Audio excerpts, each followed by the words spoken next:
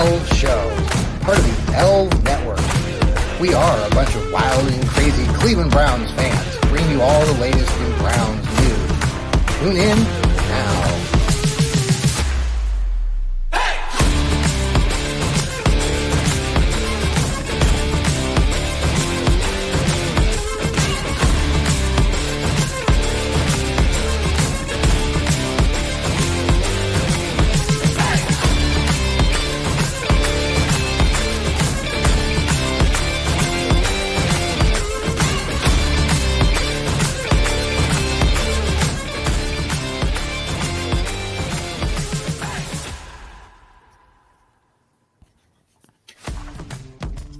Welcome to another edition of the new Fanatical Elfz Show.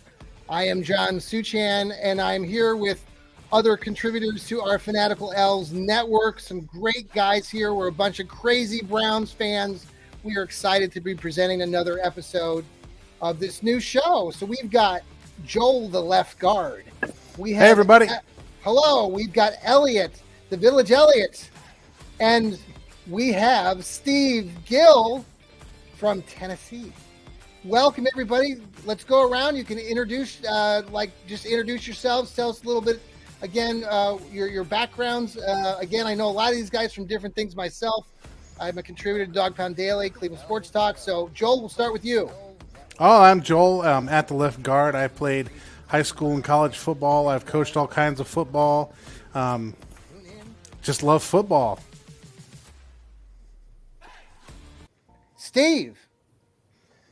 Steve Gill at Seatown Thug, contributor to the Fanatical Elfz Network, and also write for ClevelandSportsTalk.com, and also have a blog, DogPoundSouth.net. Lifelong Browns fan. Nice to have you. Elliot, welcome. Hi there. I'm the Village Elliot. I'm a math instructor. I'm also a rocket scientist. I don't know anything about how to play football, but I do like to interpret the numbers, and I can explain the salary cap to you if you're interested in that. Welcome aboard. We enjoyed. We had a great show last week, and just excited to have these guys back this week. And we're just really moving and grooving here. We are part of the Fanatical Elfz Network. We're also part of the Fans First Sports Network, which is our national kind of network. So we're glad to be part of that team and look forward to shows. We've got our My Johnny Cleveland podcast. We've got the Browns Blitz. The left guard Joel has his new. What's the title of it, Joel? What the elf was that? Yes, and we have some exciting new shows on the horizon. I know the left guard Joel and Elliot are in discussions right now. They're in bargaining right now for salary and whatnot. So yes, we want more money. So just nice to have everybody aboard. So this show we're going to talk about a variety of topics that are hitting the Browns right now, and some new news, some old news. We're looking at some history. We've got some Browns trivia. We'll finish the show by giving our way. Yes, we like our giveaways. So we have our Browns T-shirt that we will be giving away at the end of the show. Appreciate those folks that have won so far. We've got a pullover that someone has won. We've also got a hat. Thank you for those giveaway winners in the past. Joe, I think, just sent us a picture of his elf hat, which I think a couple of us are wearing our elf hats tonight. So I see, Joel, that you're sporting yours there. Awesome. And Steve, you got your orange hat. Awesome. And Coach Village, you are, Mr. Elliott, you are wearing your coach's uniform, which I just love. So that tie dimple is amazing. You see that? Yeah, that's like a perfect tie dimple. I mean, man, that's a man who's tied a tie many a times. All right, folks, let me just pose this out, throw it out there to you. A couple big stories this week. Obviously, the OBJ story. I know, Joel, you talked about it, and I actually saw one of your tweets earlier this evening. And maybe you can talk a little bit about what you mentioned there with the Baltimore high-powered offense. Also, the other story today is that the Browns have decided they're going back to Cleveland Browns Stadium. They are no longer going to be part of with First Energy, so it'll just be called Cleveland Browns Stadium. So some news there. Who'd like to begin? Anybody want to start there? Joel, I know you had some words about OBJ. Well, first of all, you can always hop over to What the Elf Was That podcast to get the full version of the OBJ scenario there. But my question for OBJ and What the Elf Is That about is just, here's a guy who hasn't made a Pro Bowl since 2016, hasn't had over 1,100 yards receiving since 2016, has 2 surgeries, coming off of not having played a season. His dad was complaining about Baker Mayfield. What in the world is going to happen in Baltimore? And then DaCosta comes out and says he's in the right town with the right offense, with the right quarterback. And I had to ask, are we talking about Baltimore here? I mean, what is this? It's nuts. It's absolutely crazy. I know, like, Who's it their, doesn't. who's Don't their the Ravens? quarterback again? Yeah, who don't the Ravens have the old Browns coordinator or somebody there with the offense? Yeah, they got Todd Monken there. Todd Monken's a big air raid guy. So what happens in the air raid essentially is the quarterback is reading receivers.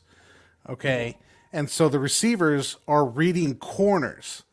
So however the corners lined up, how they react to post snap, that's what they're doing. So there's really 2 main categories of plays in the air raid offense. 1, go long, the straight nines is what they call it. And 2, if you can't go long, you go short or intermediate, basically. Yeah. Right. So every play, you're faking going long, and if you can't go long, you can't beat the corner, you cut short. I mean, we saw how this worked out in Cincinnati with OBJ, right? He tries to go long. He can't beat his man. Baker throws it short. He comes back and tears his ACL. Right. I'm not sure what Baltimore thinks they're going to accomplish with OBJ here, unless they think, okay, we can at least get him as a possession receiver that's going to cut the route short and sit inside zones, which are the 2 routes that Lamar Jackson can hit. The long 9 route, the run into the end zone, run past somebody, and the guy who's sitting down in a zone. Those are the 2 throws Lamar Jackson makes. Okay? Yes. So you're going to pay $15 million guaranteed to a guy who basically can run 1 route in your offense. Have fun with this, Baltimore. Oh. I have something to add to that. I think we need to really pay tribute to Anthony Schwartz on this whole exchange. Let's look back. Let's remember that it was Anthony Schwartz that ran a poor route against Houston. Mm-hmm. That caused an interception. Baker Mayfield tried to make the tackle. Baker got injured. Yes. Baker tried to come back and played terrible with an injured shoulder. He lost his job. That resulted in the Browns signing Deshaun to a very large deal. Lamar wanted the same deal. Baltimore said no. Then Baltimore signed OBJ, I think, to help break the impasse, which is the reason why Anthony Schwartz should be a folk hero. So thank you, Anthony Schwartz. Erecting the statue now. Yeah, absolutely. But yeah, I think, the whole thing is, let's give some credit where credit is due.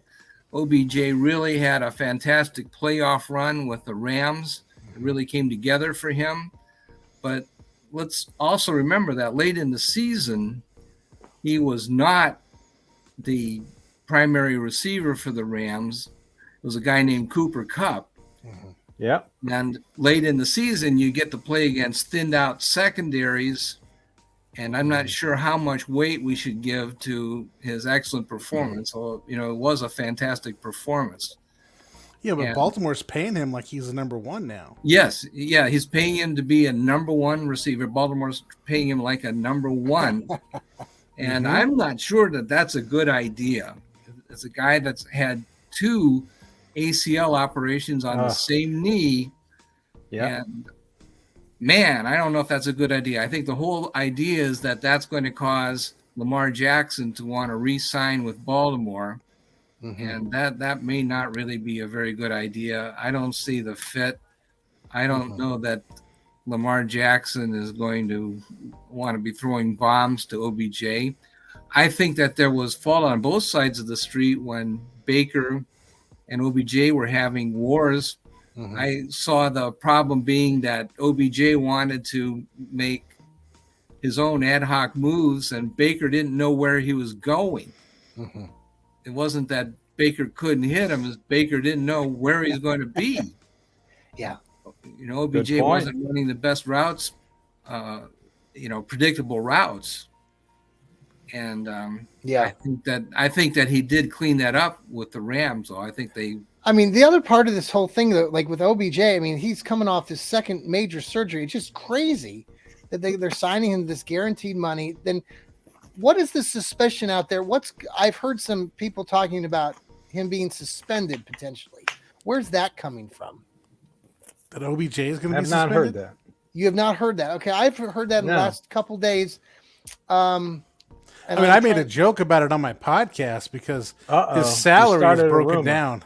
See, there you go. His salary is broken down to $13.5 million guaranteed signing bonus, and then he gets a $1.5 million salary, which was the rallying cry for Deshaun Watson's case, right? They have all this huge bonus money, but only $1 million salary because you're a funny guy there, Joe. hiding his money for him. So maybe Baltimore expects him to be suspended. They got to protect his money. Let me remind you of one thing. Elliott's law of internet sarcasm is there's nothing you can say that is so stupid that somebody won't take it seriously on the internet. Oh, yeah. Especially Brown's Twitter. Oh, that Greg Newsom thing that came out recently? And ready to go. Actually, let's point out something else that's very interesting, though, is that if they do have to franchise tag Lamar Jackson, I believe that his cap charge is going to be something like $32 million. Yes. And with the restructuring of Deshaun Watson's contract, that actually made a huge difference. And his salary cap charge this season is only going to be $19 million now. Now, sometime in the future, there is going to be a day of reckoning. The Browns are going to try to postpone that as long as possible. But for this season, the quarterback salary charge may actually favor the Browns. Now, Watson's contract is not a onerous burden in 2023. Steve, let me worse for Baltimore. Well, Elliot and Steve, I know you talked about this in your Dog Pound South blog. You were making reference to that. I read the other day about, was it 2025? That's like what Elliot you're saying with the Browns, with their cap. 2025 is when things get a little wonky with the cap. I mean, they can do something next year. Next year he's due, what is it, Elliot? 46 million. No, it's gotten higher since they restructured. It's very, very that's right. Number. Yeah, but they'll do something with it. But then after that, it just gets. That's why it just gets a little bit precarious in 2025, and that's why this draft and next draft you're drafting for the future. Of course, you always do that because the main guardrail is you never pay for depth. And so Andrew Berry and his front office are pretty smart at doing contracts. Of course, everybody's going to get suspended, but then again, they're guarding against that. And Elliot too, you wrote a couple pieces this week for Dog Pound Daily. If you haven't checked it out, some of us write for Dog Pound Daily. You wrote some great pieces about the late round picks of Browns, the seventh rounders and sixth round. I think you talked about Donovan Peoples-Jones being the highlight of the sixth round recently. Mm-hmm. Well, I wanted to put a positive spin on it, but the fact of the matter is the Browns can't draft in the late rounds. They're really overall drafting very poorly. They only drafted one good player in the past 15 years. That was Donovan Peoples-Jones. Mm-hmm.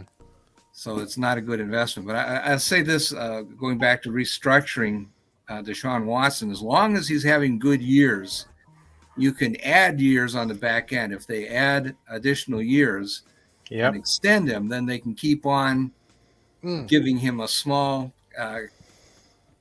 cap charge in the present year and add some Right. enormous number in the back year, and they can keep on playing this year by year. Mhm. At some point, it will catch up with them, and at some point, when he's 40 years old or something, he'll retire, and the Browns will have this $200 million chunk of change that they have to absorb over a 2-year period, and it will be very, very bad. We don't know when that will be. Hopefully, it won't be until a long period of time. But It's like there will be a rebuilding period at some point. Mhm. It's like Yeah, that he's Bobby only Bonilla 20. contract. He's only 26. So right now, Yeah, I know well, it's great. he too has had 2 ACL surgeries. I don't know how True. long he can play, but yeah, if he lasts a long time, it's all good. yeah, So and he he's had did- he 2 a of co- them? Yes. Watson's had two. Yes. Okay. Not on the same knee. One on each knee. Okay. This goes back to college. Or was it- Yeah, I think one was in college and one was in his college. rookie year in Houston, I believe. Yeah. Okay. Cool. So not cool. Hopefully No, he'll not stay cool. healthy. That's not. Not cool. Not cool. I'm not totally Let me- happy with. Let me jump to the other news just real quick about the Browns stadium, and then as far as are you surprised by this move, or did you all see this coming? And what does this do for the Browns? And is there a potential new suitor, or are they going to just be Cleveland Brown Stadium? Anybody want to take that to begin with? Yeah, I'd like to take that. I think Sure. it's a very good business move, and the reason is that the stadium lease is coming due in 2029, Uh-huh. Yep. and they're asking the state of Ohio and the city of Cleveland for a massive amount of money. Mhm. And if it's going to be First Energy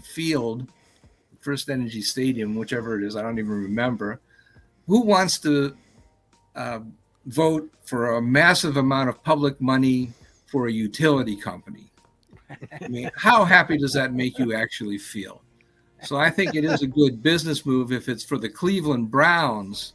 The Yes. Cleveland Browns Stadium, we might have a chance to put something together with local politicians, local and state politicians, and get something together for a Cleveland Browns Stadium rather than a utility company's stadium. That makes more sense. I just always thought that people had to do that now. Like that was part of like the new way of, all these stadiums are named after this, that, or the other thing. And I just assume that this is like commonplace, but them going back to just the name of the team surprised me for that reason. I don't know why. Maybe I'm just got it used to every one of these stadiums being named something different, bizarre names like bowl games being called strange things, Well, they'll pay you something for it, but how much will they pay versus how much money do you want to raise for a new stadium or modifications to the old stadium, I should say, Yeah.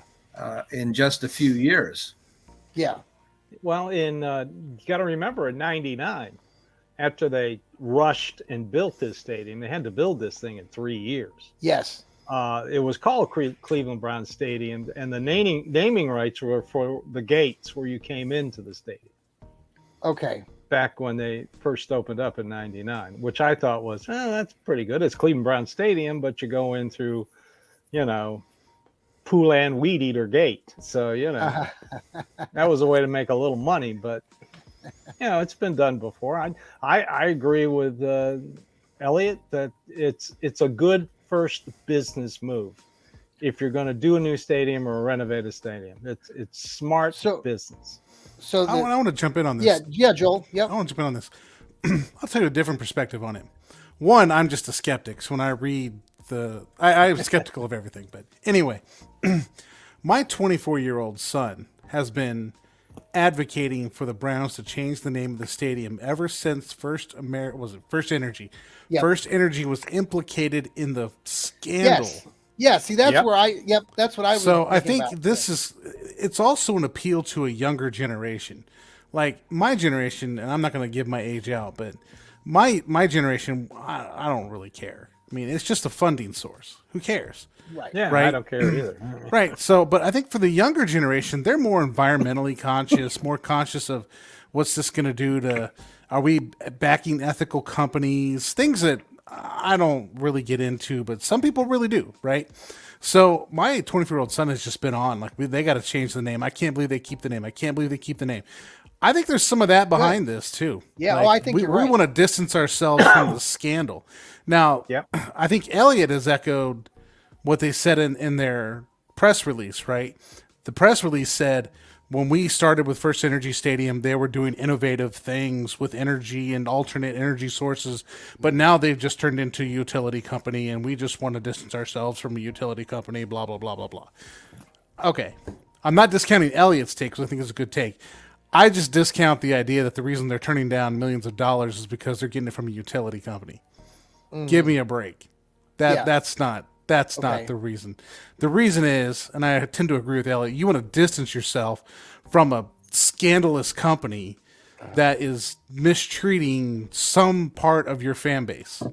Right. Right. And you want a new stadium. Yeah. So we're talking so it's in terms of the new stadium, just First Energy Stadium.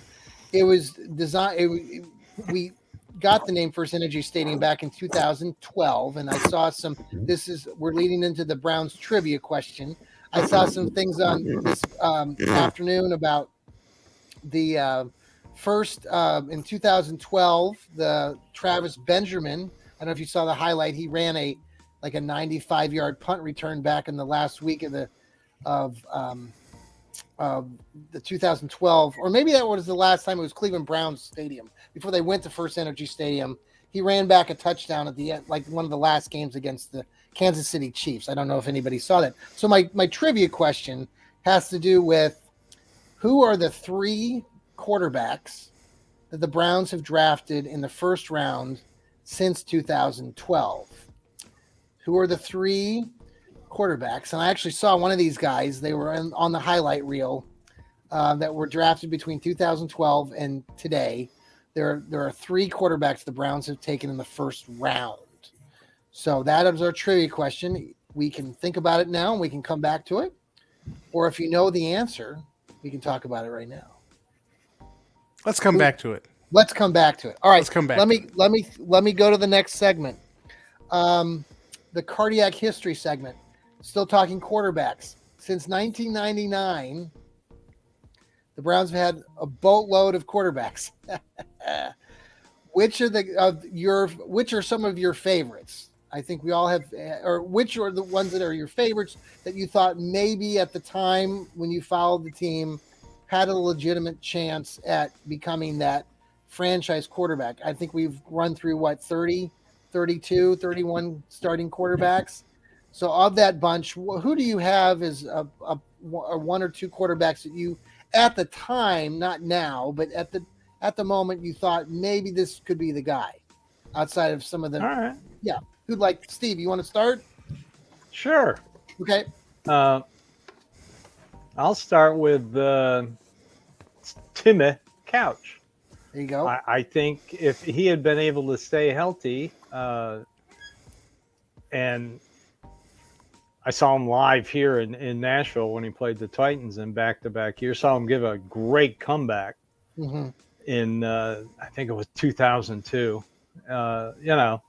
I always thought, I live in SEC country, and I saw him when he played at Kentucky.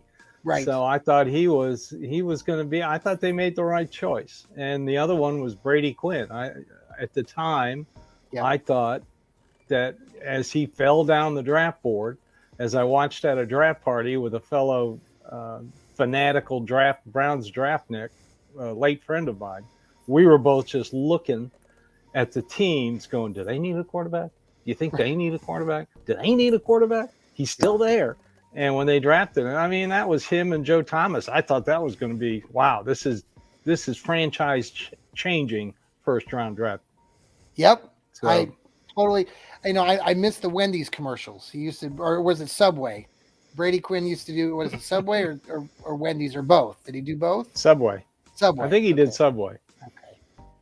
Yeah, I went those are the 2. And wait, what year was Quinn drafted? 2000.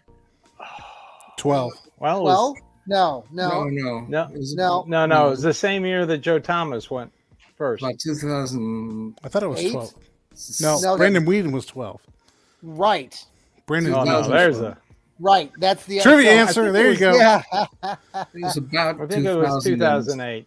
Well, I think it was because I took Alec, my son, out to Denver. We were in Wichita and we drove out. The Browns played the Broncos one year in his Braden Quinn's rookie season, I think. And I don't think Brady lasted that long in that season. I think he got hurt. Yeah. The Browns couldn't get the ball beyond like the 20-yard line in that game. It seemed like there might be some issues there. Joel, who do It you was have? 2007. 2007. Okay. Well, Yeah. I'm going to have to go with my alum, Brady Quinn, baby, from Notre Dame. As a fellow Notre Dame alum, I got to go with Brady Quinn. Right? You know, Brady Quinn, I liked him coming out of the draft. He played in a pro-style offense while he was there. He was mobile. He had a sense of history, where he belonged in Notre Dame history, where he was going to go in pro football history. He played at a big-time program, played very well at a big-time program, but then he came out, and then he had all kinds of accuracy issues. He sat in that green room. Yeah. You look at that look, like that sad-faced look on the green room, trying to not look like he's sad, but wondering what the elf is going on, right? Oh, he got it in again. Yeah. Brady Quinn was my What is it? dude. Of course, you know, now I'm rooting for JOK, fellow Notre Dame alum. We got to make sure that we get our Notre Dame connection going. Oh, that'd be. I felt the same way, Joel. I felt the same way when they got Elliott. When they got Brady. I just, he coming out of Notre Dame. He was he was there all 4 years. His completion rates were solid. Coming out of school, you just thought he would have that ability to transition. But Elliott, who do you got? Jason Campbell. I still think that Jason Campbell got a raw deal. He consistently played with bad teams throughout his entire career, but I think he was a worthy number 1 draft pick by Washington. And I think when he came to Cleveland, he just played with some really poor talent all the way around. And I'm just not convinced that he was a bad quarterback. I think he was Elliott, what years was he there in Cleveland? Because I saw him play also in Kansas City, and they almost pulled off a really big win. That was when Kansas City, I think, was starting to get. Not Kansas City, but wasn't he with? Let me look it up. I saw, he played against the Chiefs. It was in a game in Kansas City. And it was a very good game, and Campbell did very good. I think he was replacing one of the other starters who had. Was that? Yeah, he played with Oakland for a while, and he had a good season in Oakland. And right. He went 7-5, and then he went 4-2. So he was a winner in Oakland. And but he did not have a good year in Cleveland. He was 1-7 for. What year was that, Elliott? His years in Oakland was 2010 and 2011, and then with the Browns in 2013, and then he ended his career in Cincinnati. So he kind of came in because you talked, Joel. You mentioned Brandon Whedon came in. He was drafted in 2012. Campbell was brought in the following year because that was such a disaster, correct? Yeah. Brandon Whedon was a disaster. From the time he got caught underneath that damn flag. Well, we can go into the X's and O's about why he was a disaster. I can tell you that all day long, but the fact that he was 30, the fact that he was 30 before his first game as a rookie, that's why it was a disaster. What the elf was that all about, right? Yeah. What the hell? He was 28. He was not 30, but he was. Oh, come on now, Elliot. He might as well have been. Come on, yeah. He's going out there with a cane and a walker. Come on. Yeah. Your brain needs to develop the quarterback skills. It's like learning a foreign language. If you don't do it at a certain point in terms of brain development, your brain just turns into petrified wood, and it just doesn't happen. I'll get into a little bit of the technical on this if you want, just a small bit, right? So I mentioned earlier that air raid offense of Todd Monken, where the quarterback watches receivers and reads receivers, right? In the NFL, most like every other offense on the planet, you read defenses. So you're looking at defenses. In the air raid system, you're looking at wide receivers and what moves are they making in relationship to the defensive players. Brandon Weeden played at Oklahoma State, ran an air raid offense down like in the Big 12 like they always do down there. And they put up a ton of numbers. And I thought, wow, he's mature. He's not going to do stupid stuff. He's going to be really good. He can throw the ball. He's got a rocket arm. And if we have a franchise quarterback in place, we can sell the team for a few million more than we had before. So that's the Brandon Weeden story right there.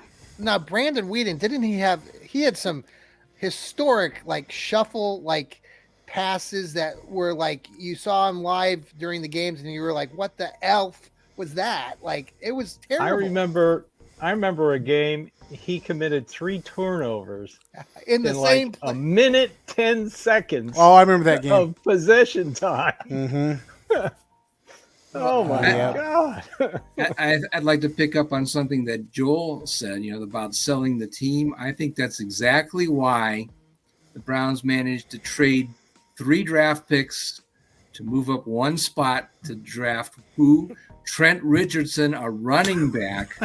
Oh my God. And then they drafted Brandon Weeden in the first round. They managed to kill 2 first-round draft picks in that draft for offensive glamour players because they wanted to sell the team. Now, wait a second. Yep, they wanted to sell the team. Yep. Was this when Ray Farmer, was he still there, or did Ray Farmer come in 2014? This was Holmgren, It Aaron. was Holmgren, yeah. And he was driving around. He's driving around training camp in a golf cart with a cocktail in his hand. So what do you expect to happen? Yeah, a little umbrella and everything. Mike Holmgren was like the de facto owner. They wanted to inject offense into the team and make it exciting so that somebody would want to buy the team. Yeah. And that's exactly what happened. Jimmy Haslam said, oh boy, a rookie quarterback and a running back. I'll pay $1 billion for this team. Yeah, we got the franchise quarterback in place. We're good to go. Yeah. Boy. Well, let's skip ahead back to the future now, and let's talk a little bit about the some mock drafting here. The draft is coming up in Kansas City on April 27th, Thursday. The Browns don't have a pick until day 2. Currently, they're scheduled to pick number 74 and then number 98. I think 111 and 126. Yeah. 126, 140, 142, 190, and 229. So for this portion, they're picking. So what I'd like to do is to go around and get your takes on who are some of the players in at least the first portion of the draft that you potentially, maybe you've done a mock yourself. I know many of you have done your own mock and have published some of those things. So let's go around the room and let's start. Elliot, let's start with you. And if you want to share out maybe your first, what you think the Browns might do in that first pick, maybe, and then we'll go see what else everybody else thinks in that first pick go around. Well, yeah, I actually think that they did very well drafting a cornerback, not quarterback. And what the numbers show is that you can get pretty much first-round talent at the cornerback position when you draft in the 3rd round. And I've looked at the numbers, and there are a lot of guys that are in the 4.4s and even the 4.3s that are projected to be available in the 3rd round. And I think that they could get a really good, talented guy if they draft there. I think one name that keeps on popping up is Tre'Vius Hodges-Tomlinson from Texas Christian. He's a 4.41 guy. Okay. There are even people that think that some of the 4.3 guys could be available in round 3. I also have a dark horse, Yeah. a guy named Jalen Jones from Texas A&M, who has an atrocious 4.57 time in the 40, but he has no statistics because nobody dared to throw against him in college. And what I found was, and here's what you pay me for, or you pay me all this money for, is that he did have a terrible 40-yard dash time, but he had a pretty good 10-yard dash time. And what I think maybe happened is that he might have pulled a muscle or something and actually slowed down in the 40-yard dash. Yes. And he might actually be a 4.4 guy. And at his pro day, he did run a 4.4. Okay. I think, hey, this guy might actually be faster than his 40-yard dash time at the combine. What's his last name again? Tell me that. I'm sorry. Jalen Jones from Texas A&M. So I'm saying don't believe the 4.57. I think that he's actually faster than that. I'm saying the fact that he played in the SEC and nobody would throw on him means that he's probably pretty fast and he's probably pretty good. Yeah. Believe the stats, believe the fact that all these hotshot quarterbacks down there wouldn't throw against him. So I think he might be a lot better than people think. You know, Elliot, that's why they run the 40s. They run the 40s not because they don't know how fast they are, because they know how fast they are. And they've seen him on tape, so they know how fast he is on tape. They run the 40s to see if they're injured, to see if they're hiding something, because you can't run a 40 full speed injured. So that's what they're testing. They're testing if they're injured, if they're lying to them. Mm-hmm. Well, you know who originally ran it. That's what I think. I think they should all give them. I'm sorry, Steve. I think they're. I'll come right back to you. I think they should all give them a book, and put $100 bill in the back page of the book, and see if they take the money, or if they lie about it and they don't take the money, but then they take it and they like wait, what movie is that from? Oh, well, that's right, Draft Day. Only if we get Kevin Costner to be our GM. Right. I'm sorry. Okay, yeah. Steve, back to you. Sorry. Well, I was just going to say about the 40. You know who invented that, don't you? Oh, I do. I do. Paul Brown. Paul Brown, because he wanted the average punt back then would go 40 yards, and he wanted the fastest guys on the punt team. So I wrote an extensive article. 40. Steve, I wrote an extensive article on this when the Browns signed so did I. Bojorquez for Dog Pound Daily. And I made really? some serious people upset. Like, because they're out there tweeting out, this guy can kick the ball 80 yards. Well, who cares? Your coverage can only run 40. 40. All you're doing is kicking the ball to the guy and letting him get a 40-yard head start on your defense. Just kick the ball 40 yards, make him fair catch the ball, and move on. Anyway, I digress. Okay. Yep. Who do you got at 74? Steve, Steve, who do you have at 74? Oh, man, I've been going through this. I've got so many mock drafts. I got a feeling it's going to be either a wide receiver or a linebacker. I don't know why linebacker keeps coming back to me. What are a couple names? And I'm intrigued by a few. Well, on the wide receivers, it's pretty much, Josh Downs, North Carolina, Tyler Scott, Cincinnati. Yep. Marvin Mims, Oklahoma, and Nate Dell, Houston. I mean, those are the ones that keep popping up in association with the Browns. Okay. Linebacker? That's a little bit hairy. Noah Sewell of Oregon comes up, and then the kid down in Alabama, Henry, and I always butcher his last name. It's Tootoo. Oh, Tutu? Tutu, yeah. He keeps popping up. I thought maybe I thought maybe the kid from Iowa, Campbell, might fall down into the 74s, and that would be nice. But it would be. I don't know if can't see it. I just can't see it. Yeah, Joe. We'll come back to the other picks here in a minute. Joe, who do you got? Joel. All right. Sorry. So I decided to. We were talking about this before we started. I decided to channel my inner Mike Ditka. and I traded every pick Yeah. past the third round Okay. to go up to number 54 with the Los Angeles Chargers. Ah. All right, to go to 54 in the 54. hopes of drafting Yeah. the one guy that I want in this draft, and that is Mozzie Smith of University of Michiganistan. There you go. And let me read this to you from Dane Brugler's draft guide. Okay. His football instincts are well developed to feel blocking pressures and track the football. That is all you need from a defensive lineman.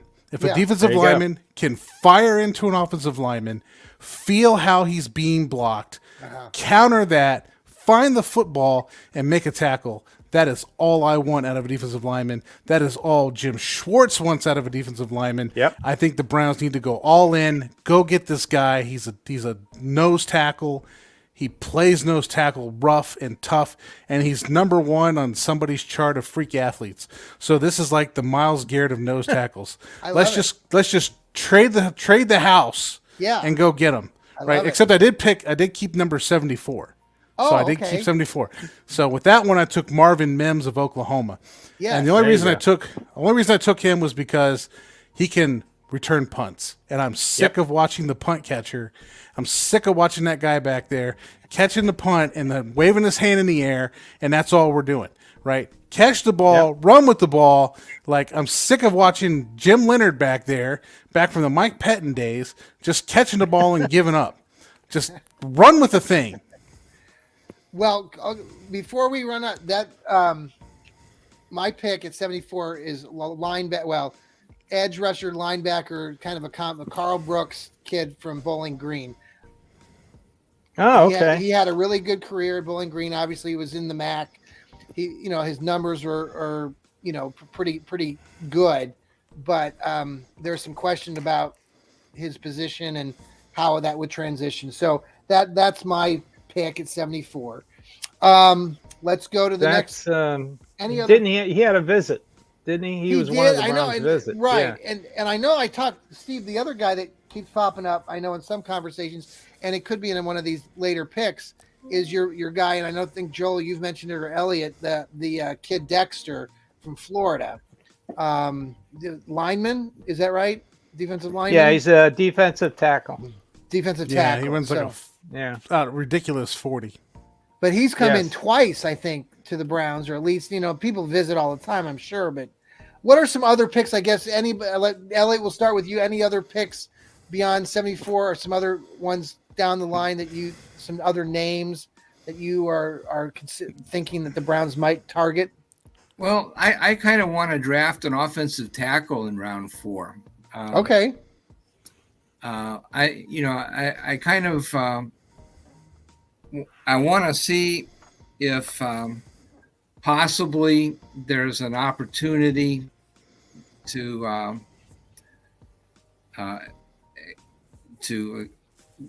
draft an offensive tackle and make a move to insert a new tackle at left tackle.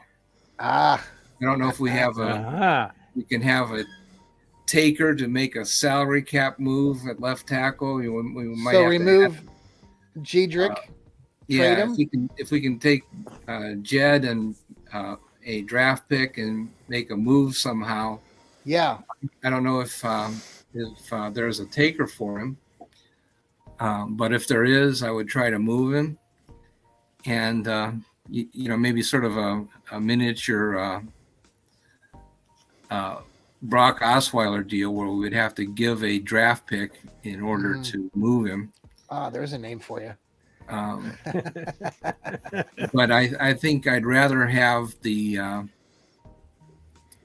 cap space and take my chances with a rookie offensive tackle there. Is there a name that you like out there in the 4th round? Is there somebody that you've Well, really what I could do is mention some of the names that are out there in the 4th round, but I really can't tell you that I can scout, watch the tape and stuff like that. But I some of the promise you, names you're like not finding a Jackson 4th round Kirkland guy better than from Jed. Washington, no?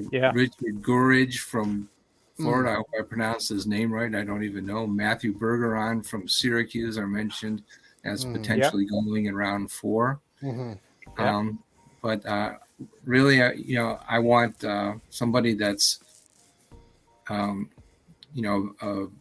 big guy. The Browns have a history of drafting undersized tackles that are really supposed to be guards, and saying, oh, well, maybe we can get away with playing him at tackle, and it just doesn't work out. So I want him to draft a guy that actually measures up to the position, and and seeing if we can get by there.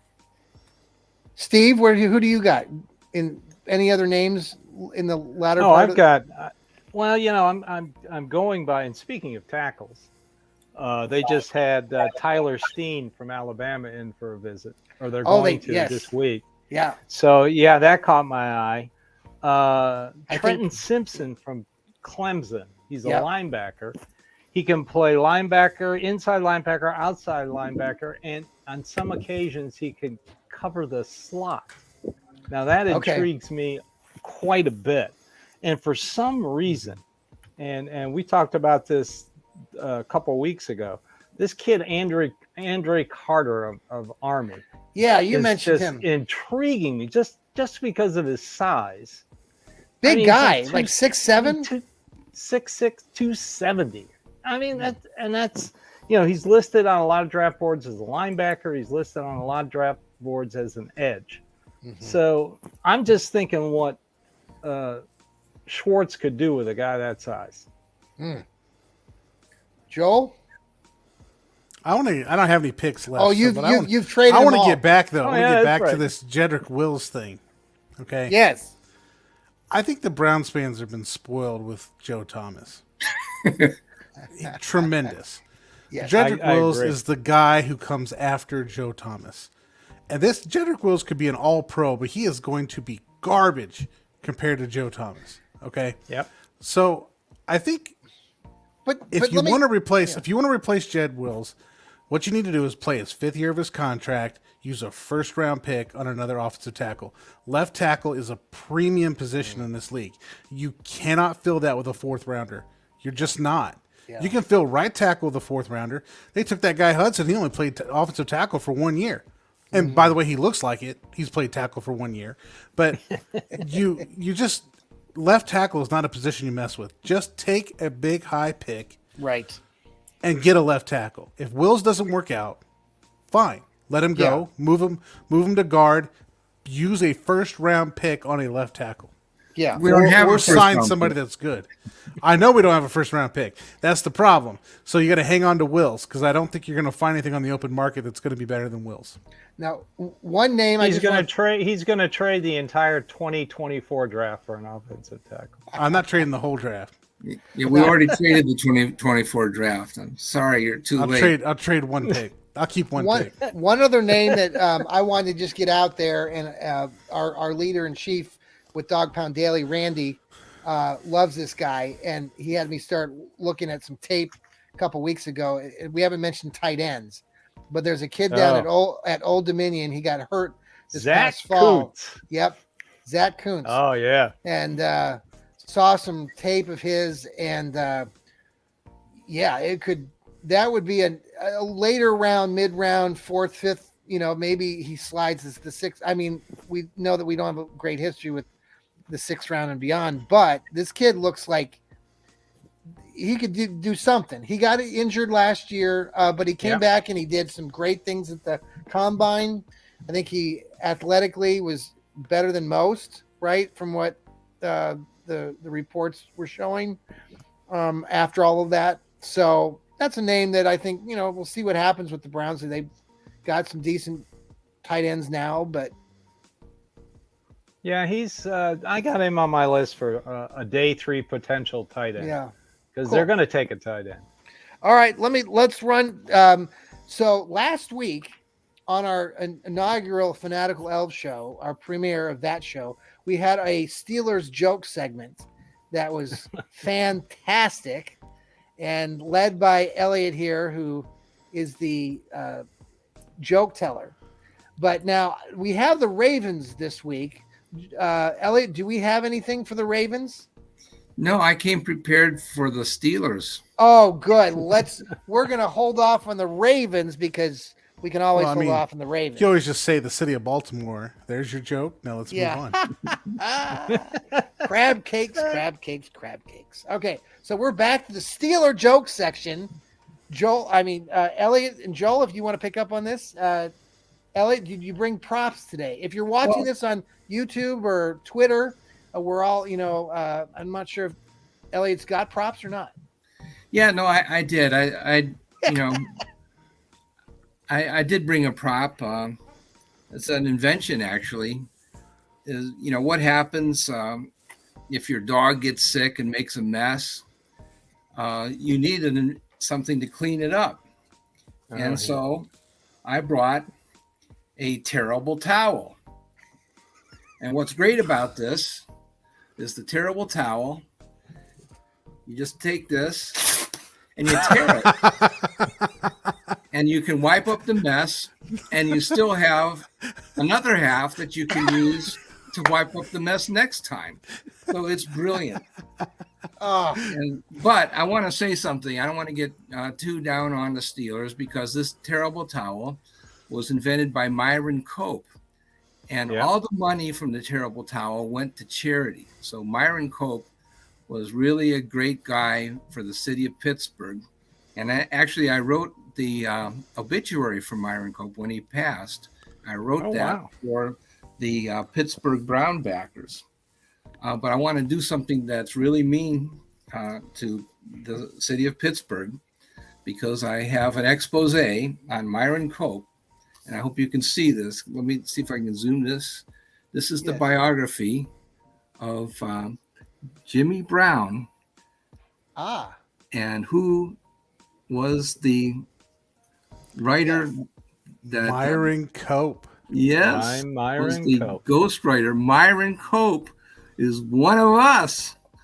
He wrote the biography, or co-wrote the autobiography of Jim Brown. So take that, Steelers Nation. Myron Cope is one of us. So there it is. Steelers, you sucked back then, and you're the guy that made the terrible towel is now writing books about former Browns. He wrote a book about Jim Brown. He did that back in 1963. 1963. Myron Cope was a fan of Jimmy Brown. I love Myron Cope. I think he was great. Yes. Myron Cope. Oi and double yoy. He had nobody actually talks like that. Nobody talks like that. Only Myron Cope. There's one block in Pittsburgh where they have this really strange accent, and that's where Myron Cope was born and lived his entire life. And he was just really a character. And he was just absolutely wonderful. And he invented the terrible towel, and it probably made millions of dollars, and every penny of it, as far as I understand, went to charity. And that's a good cause. He was a fan of Jim Brown. And I will just add, and I've said this to the last podcast with our show, but I want to thank the guys too, our Pittsburgh affiliate with Fans First Sports Network. The guys from Pittsburgh have been spearheading a lot of what we see today with a lot of the affiliates growing, and they've been behind the scenes doing a lot of the work. So we do appreciate that part. I'll say this about Pittsburgh, but I hate Pittsburgh, but they were weren't they one of the two teams that voted against the Art Modell move? That's right. Mr. Rooney supported the city of Cleveland. So for me, we're football this is a brotherhood. Rivals, I hate Pittsburgh, but they're my brother. Just like the Bills are my brother. I also appreciate the fact that they did that, and I won't make fun of them having a quarterback who buys his gloves at Oshkosh B'gosh. So I'll leave that alone. I will, though. Just send me the link. So our trivia, let's just go back to our trivia question real quick. Who were the three quarterbacks the Browns have drafted in the first round I know. between 2012 and 22? Joel? Brandon Wheaton. I already gave it away. Yes, you did. Who were the other two? I'll leave that for other people. I know, but I'm going to let other people talk. Johnny Manziel. Johnny Manziel. Yep. And Come on now. Baker And Mayfield. Number one guy, Baker. There you go, folks. That's our answer to our trivia question. We're going to finish this last segment of Did You Know? Our Browns Did You Know segment. So if something that maybe the fans of the Browns, something that you know, like from writing or anything that you've historically, something that you'd like to share out to our loyal listeners. Did you know? Who'd like to start with that? I'll jump on this. Okay, Joe. Now, this was anticipation of us actually talking about Baltimore and telling a Baltimore joke. And I interpret the word Browns loosely here. So here's my take. If you have a team in your area named the Browns, do not, under any circumstances, let that team go to Baltimore. Okay? We all know that Baltimore stole our beloved Cleveland Browns. But did you know that the city of Baltimore also stole the St. Louis Browns baseball team and then rebranded them as the Baltimore Orioles? Now, I bring this up because I was in line outside of Baltimore Stadium, whatever they call that place. Yeah. Right? Fighting off the homeless people, trying to get in the stadium. And some fan looked at me and said, "What's a Brown anyway?" And I said, "You know what? The fact that you don't know what a Brown is a black stain on the city of Baltimore. That's what that is. So why don't you just look up your own history of your own professional franchises? You're on like your fourth professional franchise. You had 3 chances with the Baltimore Colts, and you mess up every single one of them, and now you got to come take my team. You know, get over it. Don't let your favorite Browns organization, whatever they play, field hockey, soccer, whatever. If they're named the Browns, don't let them go to Baltimore." Good take. Good take. Steve, did you know? What did we know? You got something? Did you know? Well, earlier I mentioned that this is totally off the cuff, that Paul Brown invented the 40-yard dash. Did you know he accidentally invented the draw play? Really? During a game, Marion run it on Motley 3rd and was 9? Marion Motley Or was that the 4th and running 9? back. I don't know. And Otto Graham was the quarterback, and they had a little miscommunication. Motley thought it was a running play. Graham thought it was a passing play. Yeah. I mean, the other way around. Graham thought it was a running play, and Motley thought it was a passing play. So Motley was going to step up and block, and Otto Graham stopped. And they both paused, and he handed the ball, and Motley took off, and Paul Brown went, "I like that." Yeah. And he invented the draw play. Excellent. Oh, that's cool. I did not know that. Elliot, what do you got? Well, that's very interesting. Steve, I also had a Otto Graham trivia question. Did you know There you go.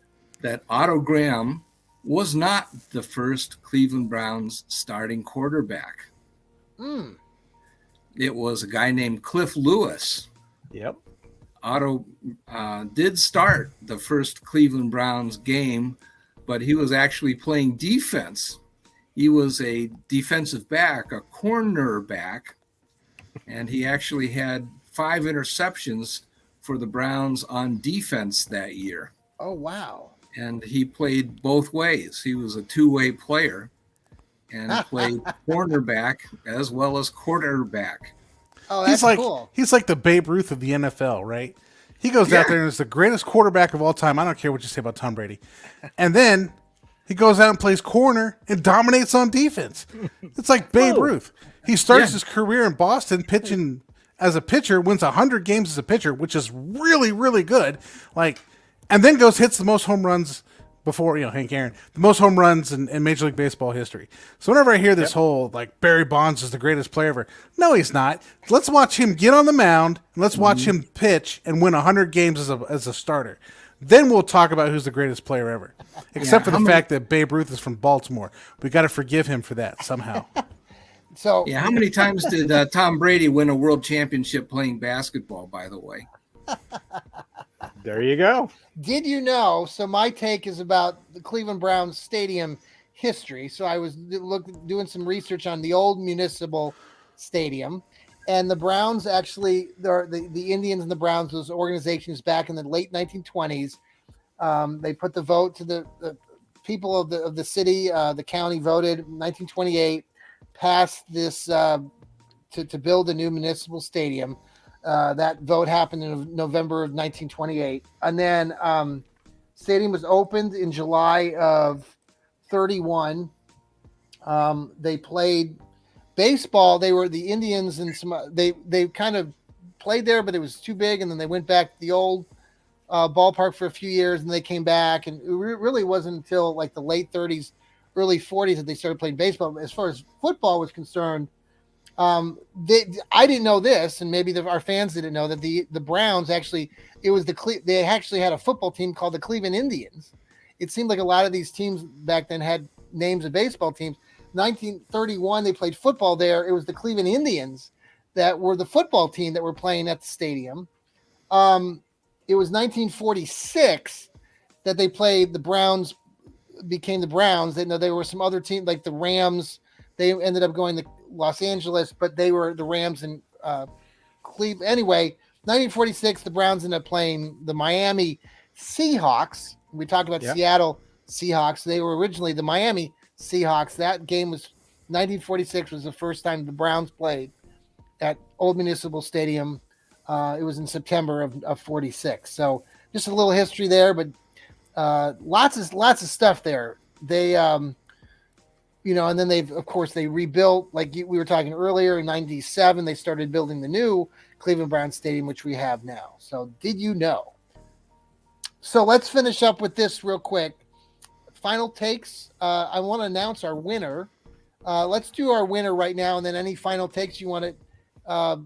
And we'll talk a little bit about what's coming up next week, and as we get closer to the draft.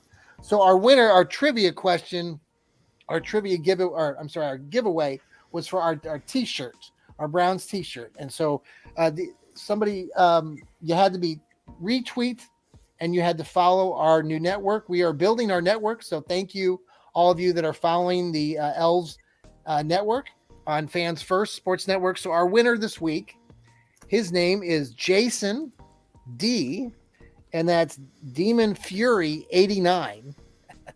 Congratulations, Jason! You are our winner of the Browns T-shirts. Congratulations! Thank you for following the show and retweeting our post. And keep doing that, folks. Keep spreading the word about our new network. We have, like, you already hear it from here. You see it if you're watching us. We got some great contributions here.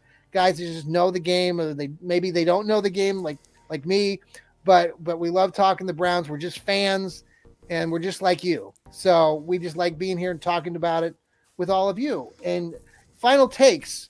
Joel, you got any final takes before we say goodbye? See, I'm never prepared for the final takes. Go Browns. There you go. There you go. Steve. I'll have another mock draft out on clevelandsporttalk.com. Probably write it up tomorrow in between tax returns. For those that don't know, I'm a self-employed accountant and a little busy right now. Yes. But I'll have a mock draft out. Just a little bit. I'll have a mock draft out probably this weekend. My draft mockery number 2. That's what I call it. And that'll be on Cleveland Sports Talk. Correct. Excellent. And go Browns. Go Browns. Village Elliott. Oh, well, I wanted to have another do you know. You mentioned the Cleveland Football Indians. Yes. I don't know if it's politically correct to say Cleveland Indians anymore, but nevertheless, Jim Thorpe, who was actually a Native American athlete, one of the most famous athletes of all time, played for the Cleveland Football Indians in Cleveland. He did play for them. Did you know that? He was also the first NFL commissioner. He was. When he played for the Canton Bulldogs. The Canton Bulldogs. And then when did that happen? Was that 1920? 1920. Yeah. Oh, wow. But wait, he played for the Cleveland Indians in what year that would that be have been? About 1922, maybe late 1922 or 23. Yeah, it was not terribly late. It was like in the uh, probably about, well, here, I could look it up, but it was about 1922 or 23, I think. Okay. Yep. Very cool. Well, folks, thank you, guys. I appreciate you being here. And again, thank you to the fans and all of you who are Browns fans. We've got so much coming up in the next couple of weeks. We've got the draft coming, and we'll have a lot more takes on that. We've got some new shows we've just started up. I know Joel has started up his new What the Elf Is That? And he'll be coming on next week. We've got Rod, who does the Browns Blitz. That will be coming to you on Thursdays. I know Joel and Elliot are starting up a new show in the near future that we're working on a title, and we'll be bringing you again the Fanatical Elfz show on Fridays, and then we've got the My Johnny Cleveland podcast, which will be coming to you, I think, Mondays right now. I've also added, we're doing Any Given Sunday kickoff show on Sundays, just a brief little rundown where I will kind of share out again what I just did as far as the shows that are upcoming. We've got shows that are coming to you pretty much almost daily. So please tune in. Please spread the word to Browns fans across the country. We've got a great group here that has a lot of knowledge, and we have a lot of fun talking, just like you do, about the Brownies. So thanks again for joining our show. Everybody have a great night. This is the Fanatical Elfz Show. We will see you next time. Later. Woo woo.